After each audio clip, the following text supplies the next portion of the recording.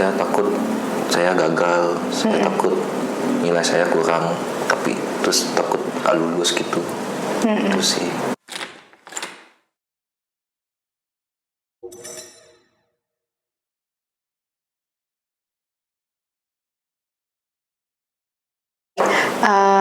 Ada masalah apa akhir-akhir ini? Atau mungkin masalah yang paling mengganggu akhir-akhir ini?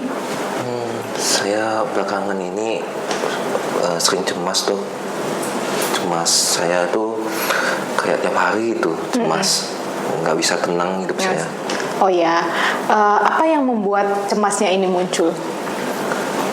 Karena kebetulan kan saya sekarang lagi ada ujian-ujian gitu, ada ngelakuin banyak kegiatan, banyak tugas. Jadi saya nggak bisa manage emosi saya, nggak bisa manage kecemasan saya. Saya udah ngalamin ini sudah lama, tapi kayak semakin hari semakin parah gitu. Oh ya, jadi apa yang membuat kamu cemas? Iya. Sama terkait yang Saya takut saya gagal, saya takut nilai saya kurang, tapi terus takut gak lulus gitu. Itu sih. Oh jadi apa itu namanya, cemasnya ini muncul karena mau ujian-ujian, terus kemudian takut gitu ya, takut gagal, takut nggak lulus begitu ya. Nah, apakah sebelumnya ada pengalaman, pernah ngalamin kayak gini? Sebenarnya sebelumnya itu saya cemas, tapi masalah lulus atau tidaknya itu saya juga pasrah gitu. Tapi kebanyakan keseringannya tuh kayak nggak lulus. Terus sekarang saya di fase sekarang ini, jadi kayak saya nggak mau ngalamin hal yang sama gitu. Jadi saya pengen lulus, kalau bisa lulus gitu. Oh ya. Tapi dulu pernah ujian-ujian yang seperti sekarang ini yang mau dihadapin? Pernah nggak melalui ujian-ujian yang seperti ini? Pernah sih. Pernah. Ya. Oh iya. Jadi dulu pernah mengalamin tidak lulus, terus kemudian sekarang jadi kalau mau ujian cemas begitu ya? Ya. Oh iya. Nah pas waktu apa itu namanya cemas. Nah ini pas waktu cemas, kepikiran mau ujian ini gitu. Perasaan apa yang muncul? Apa yang dirasakan? Takut sama nggak bisa tenang gitu. Takut nggak bisa tenang ya. Oh iya. Nah biasanya kalau pas waktu takut nggak bisa tenang ini terus gimana? Apa yang dilakukan? Kalau saya sih, apalagi kan itu persiapan ujian dan lain-lain, saya mau nggak mau saya harus menerima perasaan itu.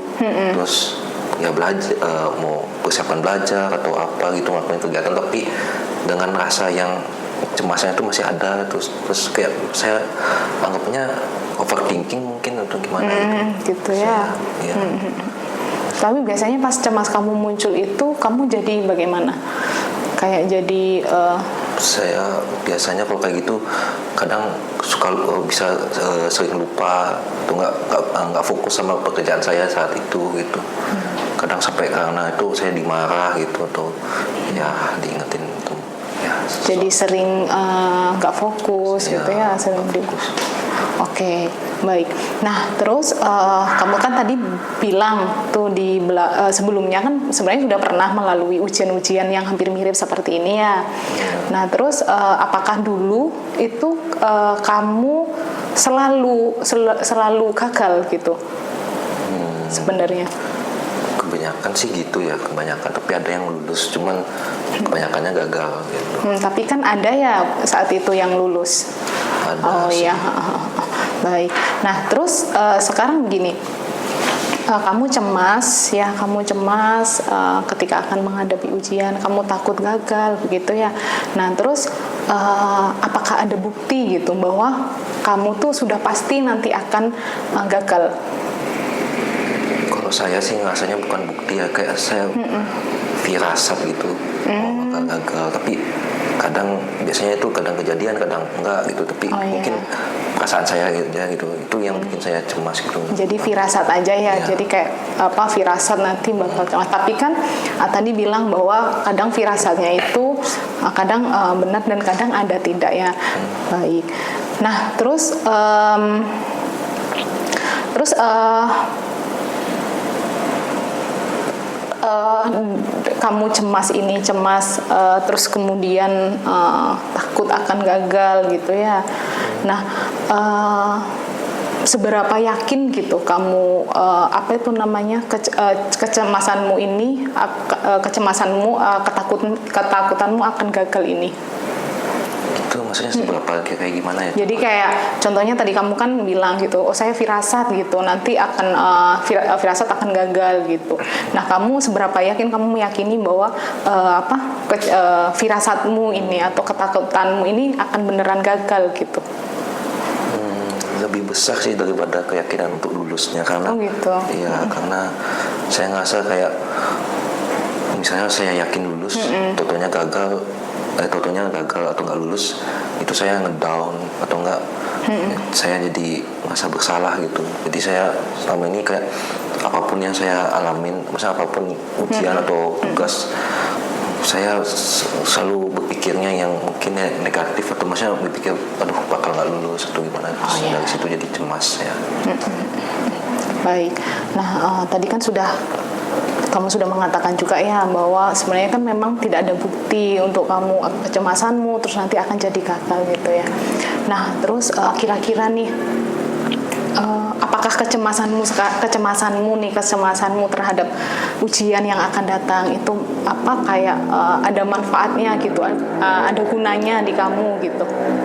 Sebenarnya saya tahu ada gunanya, cuman kayak saya nggak bisa menghilangkan rasanya itu, kayak gimana ya, terus menghantui saya gitu. Oh iya, baik. Nah gini, tadi kan kita mundur yang ke belakang, yang tadi itu kan kamu bilang bahwa dulu sebenarnya pernah ujian-ujian seperti ini ya, pernah ujian, terus kemudian di situ kamu mengatakan kamu beberapa kali pernah gagal. Tapi kan kamu tadi juga bilang kalau nggak semuanya, berarti kan ada kamu yang sebenarnya kamu lulus gitu ya, kamu bisa gitu. Nah, kan berarti untuk yang sekarang, cemas yang sekarang ini, cemas untuk ujian yang kedepannya ini kan berarti sebenarnya masih ada kemungkinan gitu kan ya, kemungkinan untuk kamu lulus gitu. Nah, terus lantas dari itu apa yang kamu cemaskan? Saya takut remedi, saya takut harus mengulang hal yang sama, maksudnya saya takut harus mengulang ujiannya itu lagi, maksudnya remedial gitu lah maksud saya. Jadi banyak, jadinya itu boros waktu, boros tenaga juga, itu harus mempersiapkan hal yang sama gitu. Ya itu sih. Jadi saya harapnya tuh kayak yang saya lakuin sampai ke depan ini, ujian-ujian apapun yang ada itu saya harapnya sih nggak ada remedial atau saya nggak lulus lagi gitu. Jadi saya maunya busanya biar lulus, tapi dari situ mulailah ada rasa cemas-cemasnya itu yang saya alami. Oh iya, baik. Oke. Nah, itu ya, jadi tadi kamu merasa cemas, takut kayak gitu kan, juga tadi kamu bilang bahwa sebenarnya tidak ada bukti gitu bahwa cemasmu sekarang itu sudah pasti nanti akan gagal gitu ya. Terus kamu kan juga cerita tadi bahwa sebenarnya kamu juga sudah pernah lulus, kamu juga sudah pernah berhasil gitu. Bagaimana kalau misal kamu daripada kamu fokus ke cemas, saya takut gagal gitu, saya cemas, saya pasti akan gagal. Bagaimana kalau misal kamu lebih ke fokus gitu kan, kamu dulu pernah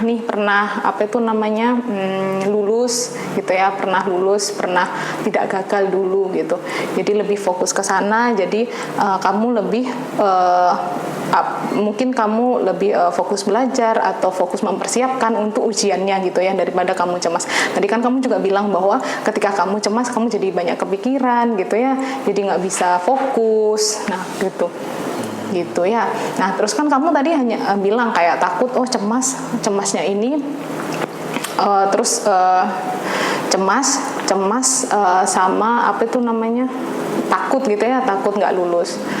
Nah ini kan kamu hanya melihat cemas terus kemudian nggak lulus gitu ya, nggak lulus ujian. Padahal sebenarnya di sebelumnya kamu kan bisa apa itu namanya lulus gitu ya. Dulu kamu bisa lulus, kamu bisa apa itu namanya, bisa mengerjakan ujiannya gitu. Berarti kan sebenarnya nggak pasti gitu, cemas nggak pasti akan apa itu namanya nggak lulus. Berarti kan masih ada kemungkinan bahwa kamu bisa lulus gitu. Bagaimana kalau daripada fokus untuk cemas terus nggak lulus, fokusnya ke kamu bisa lulus gitu. Fokus ke bisa lulus ya. Fokus maksudnya fokus untuk bisa lulus gitu. Jadi kamu mengerjakan, mungkin kamu bisa mengerjakan yang kamu berusaha untuk supaya kamu lulus gitu, daripada kamu fokus kepada cemasnya.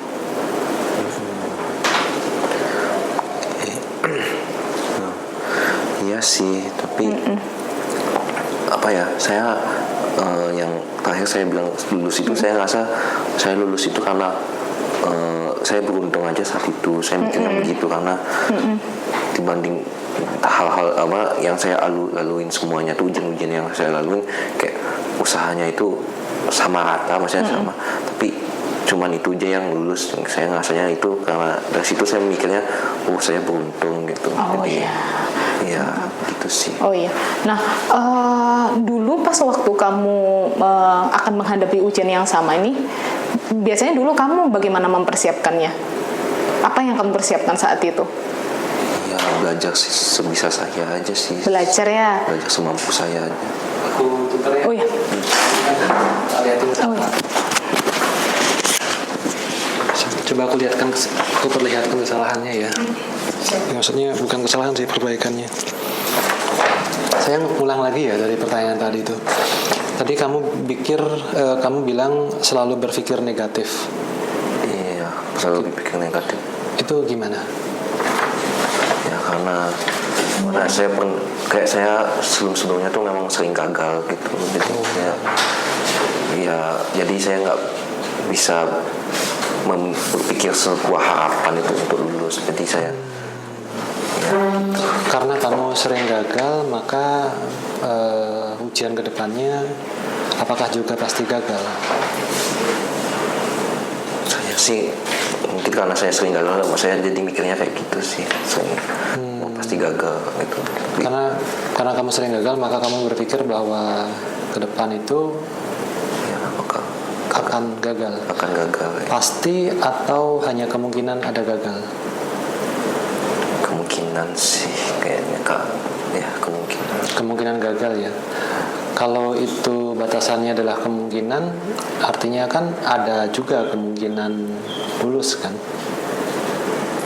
Iya sih, iya ada. Ada kan. Nah dari kemungkinan, ada dari dua kemungkinan itu, kemungkinan gagal dan kemungkinan lulus. Apa yang membuat kamu hanya fokus pada kemungkinan gagal? Karena mungkin saya takut, karena sering gagal, jadi saya tahu habis gagal tuh ternyata ada ujian remedial lagi, terus ada harus persiapan apa itu, jadi kayak ngabisin waktu dan tenaga, terus jadinya saya nggak, kepikirannya itu aja sih jadinya.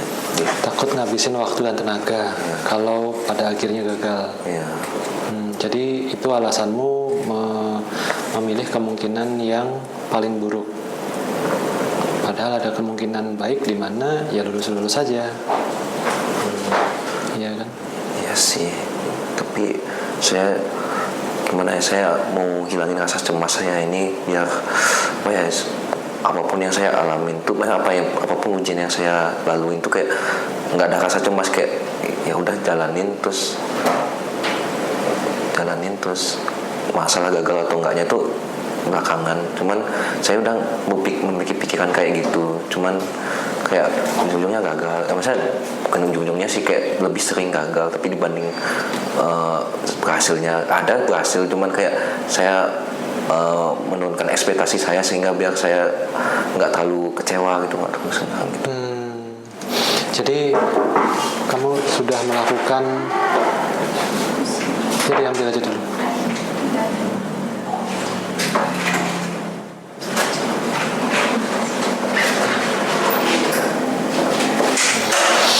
Sorry, intermezzo tadi ada yang membawa makanan.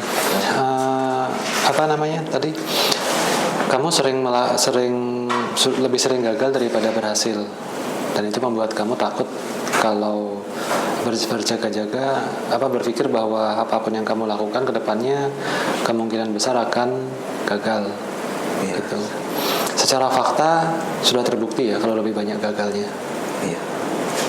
Walaupun kemungkinan berhasilnya masih ada. Ya sih ada, masih ada. Masih ada. Pasti. Ya. Tadi juga dikatakan kalau misalkan ada dua kemungkinan, kamu berpikir bahwa kemungkinan negatif yang paling kamu pikirkan, alasannya tadi karena malas ngabisin energi dan waktu lagi gitu ya. Iya. Ada apa dengan menghabiskan lebih banyak energi dan waktu lagi untuk ulang? Mungkin lebih ke mana ya? Saya lihat teman-teman saya yang lulus, maksudnya yang nggak ujian 2 kali atau lulus itu kayak mereka bisa memanfaatkan waktu mereka tuh mungkin untuk kegiatan mereka, hal-hal personal. Sedangkan saya harus mengorbankan waktu saya itu untuk bagi ujian ulangan gitu.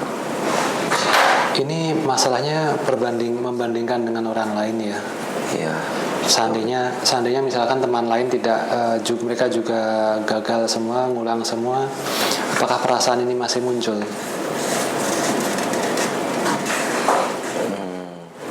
Enggak sih, karena ada yang maksudnya enggak saya aja yang gagal gitu, maksudnya ada yang lain yang gagal gitu.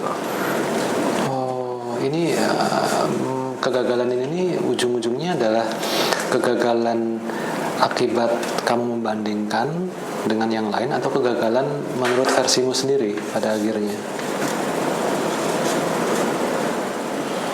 Menurut versi saya mungkin. Menurut versi kamu sendiri.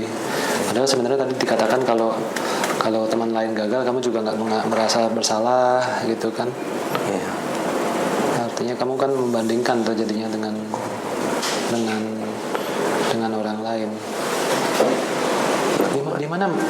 Di mana masalahnya ketika mereka bisa lebih duluan, kemudian kamu tertinggal sebentar? Mungkin masalahnya di diri saya aja sih. Saya ngerasa orang lain, ternyata mereka bisa, tapi saya sendiri kayak maksudnya saya gagal gitu, tuh kayak harus mengulangi hal remedial atau apa gitu sih. Kemudian ketika kamu remedial dan mereka tidak remedial, kamu merasa gagal. Iya, saya mikirnya gitu. Gagal, sepenuhnya gagal atau hanya sekedar hanya remedial saja? Dulu saya mikirnya sih sekedar remedial aja, tapi semakin hari semakin kok saya kayak gini ya, kok terus gagal gitu, jadinya mulai mikir saya keseringan gagal gitu. Dirimu seutuhnya gagal, itukah maksudnya?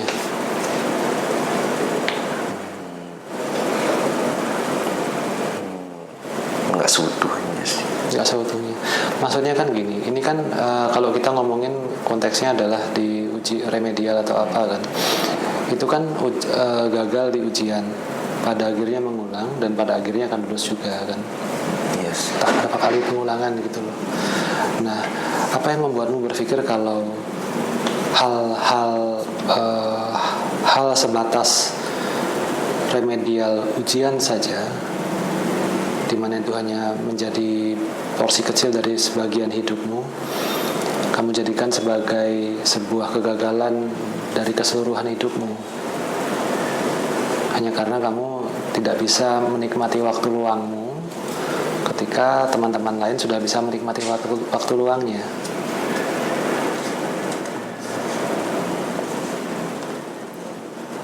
Ini kan kalau dibandingkan dengan kehidupanmu yang seluruhnya itu kan hanya satu bagian saja kan. Iya sih. Kegagalan di sini belum tentu kegagalanmu di keseluruhan hidupmu.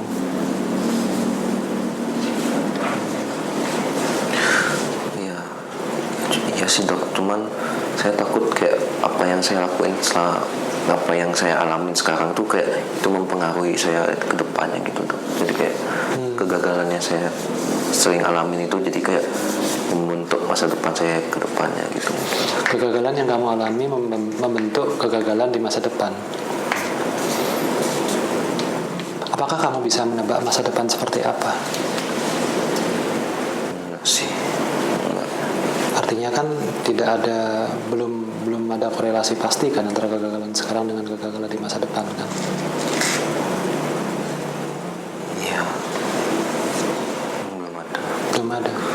Artinya kan argumen itu dapat terbantahkan kan? Nggak valid maksudnya.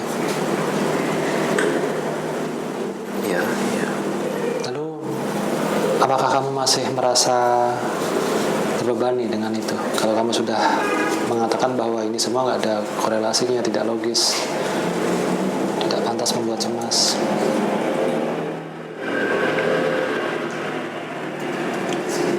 Iya juga. Iya sih. Harusnya enggak ya harusnya.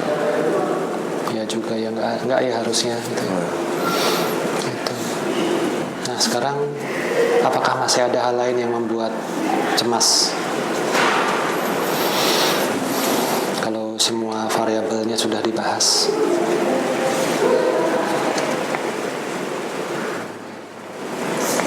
Harusnya nggak ada ya. Oke.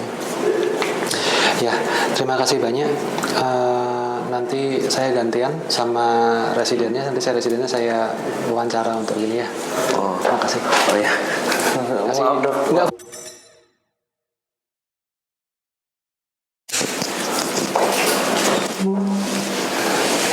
Udah oke. Silakan. Terima kasih. Gimana oke? Apa masalahnya dengan CBT ini? Udah bagus sih sebenarnya. Udah mengarah tapi di akhir-akhir agak bingung. Iya. Udah bagus padahal udah flow-nya udah bagus, kok di akhir-akhir ada ngeblok dikit, bingung ininya mau kemana. Bingung di akhirnya itu dok. Apa itu namanya, maksudnya kayak mau menyelesaikannya itu kayak gimana, nah itu bingung. Karena kamu nggak dapet, kemudian kamu Sebenarnya poinnya sudah dapet gitu dok. Nah terus pas di akhirnya itu udah mulai bingung kayak gitu, akhirnya kayak muter-muter gitu. Sebenarnya sudah mau deket sekali gitu loh, udah mau deket sekali, tinggal sekali lagi 1-2 langkah lagi langsung bisa didispute kan.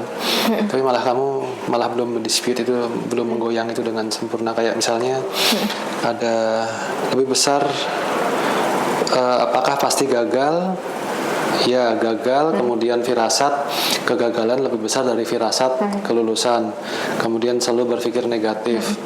Ini nih di konteks selalu berpikir negatif ini sudah langsung kamu RIBT, bahkan tapi RIBT-nya itu pun juga belum terlalu kena ya. Padahal itu sebenarnya masih bisa didispute lebih dalam lagi. Kamu belum menanyakan saya selalu berpikir negatif, itu kan bentukannya masih bisa dikupas nih dari sisi pandang kognitif bias manapun gitu kan.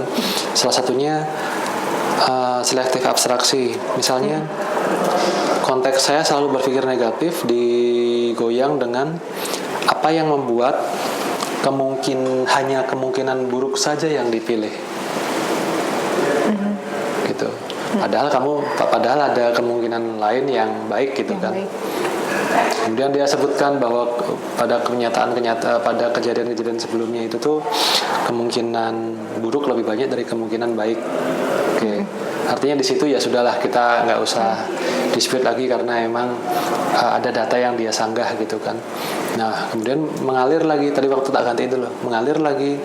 Ternyata ketika itu dia sudah bilang bahwa kalau misalnya ngulang waktunya habis, energinya habis, di mana orang lain sudah happy, kemudian dia merasa gagal. Di situ kan ada magnifikasi tuh. Jadi kegagalan ujian hanyalah salah satu kegagalan, mewakili kegagalan yang besar, merupakan kegagalan yang besar yang lebih besar daripada ujian itu sendiri. Bahkan kegagalan ujian sama dengan kegagalan hidup gitu kan, konteksnya kan kayak gitu. Tapi tapi itu pada akhirnya kan bisa didispute. Itu magnifikasi loh. Kamu salah kalau berpikir dengan magnifikasi, dengan cara mendispute-nya. Itu masalahnya di sana. Nah, maksudnya kamu tapi kamu belum sampai sana gitu kan? Udah belum sampai sana. Ya mentoknya kan udah dapat nih ininya, belum didispute, udah goyang-goyang lagi. Tapi bagus sih, sudah ngeluarin data, menggali data gitu kan untuk dispute. Kamu cari data apa yang perlu diperhatikan lagi untuk bahan menggoyang argumennya dia gitu tuh, udah bagus. Ada lagi nggak yang ditanyain? Udah sih dok. Kalau dokter Aji enak gitu. Apa? Maksudnya CBT-nya tuh enak gitu, langsung pertanyaannya tuh langsung enak gitu. Tadi saya dengar, maksudnya kalau saya bandingin dari saya wawancara sama dokter Aji gitu. Bedanya menurut kamu, bedanya di mana? Kalau dokter tuh lebih terstruktur gitu. Pertanyaannya langsung dan terstruktur. Nggak bertele-tele. Nah, apa yang membuatmu tidak seperti itu? Mungkin karena belum latihan aja dok. Coba dianalisis lah, bukan karena itu latihan kan secara teoretik. Kayak menurutmu apa yang buat kamu? Ini dok, lebih ke fokus sama di isi kepala saya. Maksudnya saya mau tanya apa ya habis ini, mau tanya apa habis ini gitu. Gitu. Kadang-kadang tak lihat tuh residen tuh lihatnya gini, terlalu ada sesuatu yang melintas nih, kayaknya enak nih diikutin. Thought itu tuh diikutin, jadi dia nyebutin apa gitu kan, padahal sebenarnya yang dia sebutkan tuh tidak ada hubungannya, atau hubungannya terlalu jauh dengan topik yang sedang kita bicarakan gitu kan. Terus itu yang diikutin itu counter transference namanya. Atau lebih ngikutin pasiennya, jadi mau alurnya pasiennya gitu dok? Ya bisa diikutin pasiennya, tetap kita ngikutin pasien. Cuman pada akhirnya kan kita juga sudah punya plot argumentasi awal tuh, gitu. Kalau misalkan kita memang di awal di sebuah part percakapan itu kita sudah mau berpikir untuk ini kayaknya kognitif biasnya apa, goyangnya kemana gitu kan, ikuti dulu menggunakan plot itu. Nanti kalau saya sudah dapat, kemudian gilirannya dia untuk mengelaborasi, ikutin dia elaborasi. Jadi ada bagian bagaimana kita tetap menggiring untuk di posisi kita, ada bagaimana untuk membiarkan dia ngeflow bersama ceritanya dia gitu loh. Gitu. Ada pertanyaan lagi? Belum sih dok. Oke deh. Ya, makasih. Bagus. Aku upload nih. Banyak kurangnya dokter. Alah.